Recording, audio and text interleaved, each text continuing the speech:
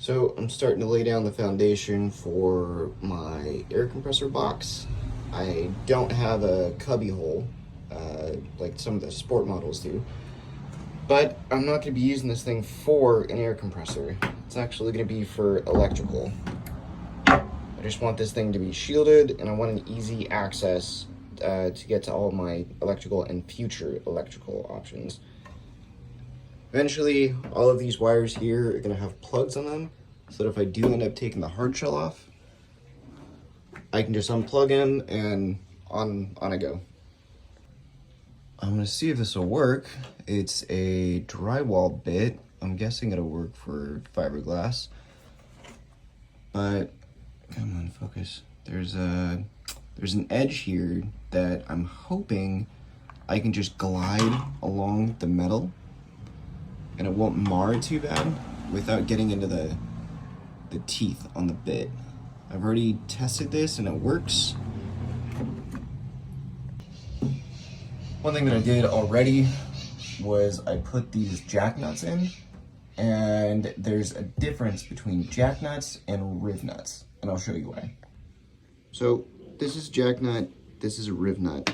Both accomplish the same goal, but the jack nut spans out and covers a larger surface area. I tried to use these at first, but it was causing the hole in the fiberglass to just bulge, which I found to be kind of a problem, so I stopped. I did some research, called around, and I said jack nuts would be the better option for a softer material like this. It's kind of a pain in the ass to put in, but they hold really well. And if you guys plan on doing this where you don't have a cubby, I think this is a way to go. Be sure to wear some gloves, some eye protection, and a mask. The fiberglass goes everywhere, it gets in your skin, and you don't want to breathe this stuff in. That was a huge pain in the ass. Drywall bit worked, but my Dremel kept overheating towards the last little bit. If you've got a better way of doing this with like a router or something, by all means. But this is the tools I had available. But you can see the setup I have currently. That's how I get power to the bed of my truck. I'm going to clean all this up by hooking everything up to here. But I also cannot stress enough, wear gloves, eye protection, and some kind of face mask. This stuff is nasty. I got it in my hands and it's like, it hurts. Now that I've kind of mapped out where some of the wires are going to come through, I'm going to go turn the power off for this so that I can start disconnecting it. So we're under the hood, and this is my secondary battery where I have all those connections running to. Just going to disconnect the power. Cool. And we'll move back and we'll start taking things off. Alright, I got all this shit pulled out, but I just gotta disconnect it from the hub here. I got a negative bus bar, which, yeah, it's gonna be so nice to have it all incorporated into there. Let's get to it. So after everything is said and done,